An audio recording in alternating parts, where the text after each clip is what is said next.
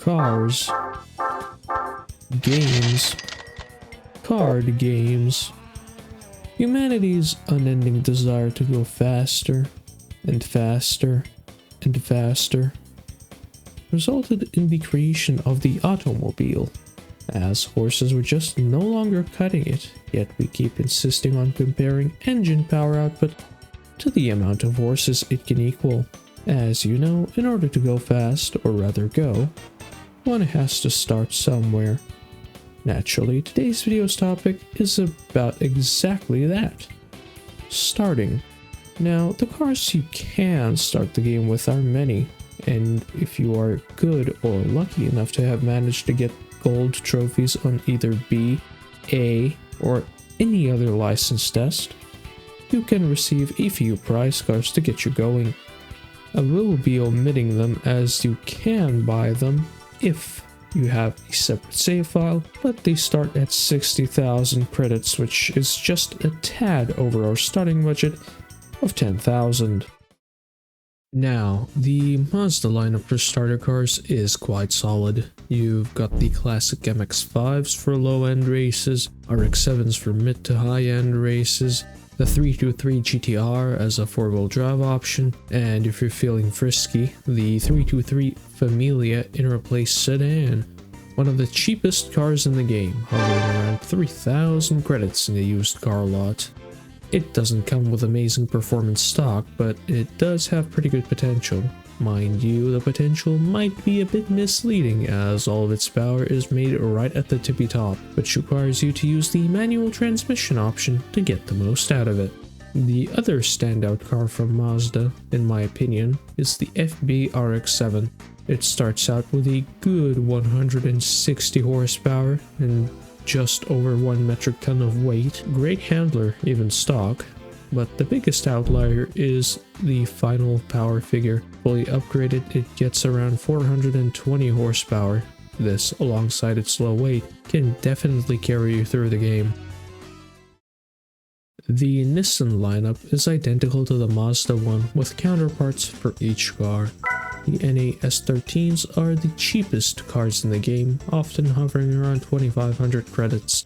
Their power is identical to an MX-5, with the trade-off being a bit more weight. But unlike the MX-5, you'll have enough money to buy a turbocharged S13 or a Skyline. If you're planning on using an S13 to the end, get the 2-liter Ks, as it will have about 30 more horsepower over the 1.81. Same can be said about the Skyline, except for the drivetrain this time, as the R32 GTS comes in FR and 4-wheel drive configurations. The 4-wheel drive one is about 200 kilos heavier and has the same power. If you really want a 4-wheel drive Nissan, get the Pulsar GTI-R or just save up for a GTR.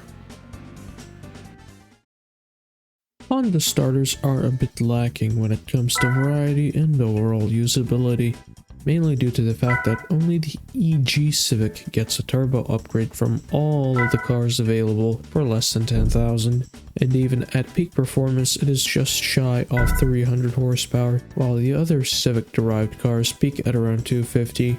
The real standout here is the Prelude VTEC, which despite being on the heavier side, comes with a whopping 211 horsepower stock, and at a price of 7,000 credits, there's room to reduce the weight and increase the power. A great choice for the FF challenge.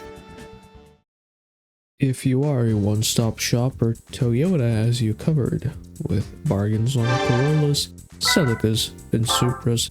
You won't be disappointed with the selection. The real standout here is the Supra GT Turbo, which is great value, usually priced around 4,000 credits for a whopping 240 horsepower alongside a lumbering 1,550 kilos of weight. With the savings, you can slot in a Stage 1 Turbo and some weight loss pills, making it one of the most powerful cars you can get for the price. Of course, there are the Celicas, both front-wheel drive and four-wheel drive for a similar price, which definitely are great options if you don't fear the weight, as the 4-wheel drive Celicas are rather hefty to say the least. If you're looking for something light, the AE6s and AE111s are plentiful, and don't forget the AW11 MR2, which might be a change of pace with its MR drivetrain. Last but not least, we've the 3 red diamonds of Mitsubishi. Unfortunately, their offerings in GT2 are a bit limited, consisting of the Colts, Mirages, and FTOs. The Mirage Cyborgs are bargain type Rs if you're looking for something light, powerful, and front-wheel drive. Only the FTO GR is available at this price point. Both cars are relatively similar to each other, with the FTO being a little more tail-happy but slightly less powerful, whereas the Mirages tend to understeer more. Both cars don't reach over 300 horsepower nor get any turbo upgrades, so using them for very late game events like the GT300 Championship would be quite the challenge. Thank you for watching. If you've made it this far, please drop a like on the video and comment down below on your personal faves and cars that you've used to start the game with.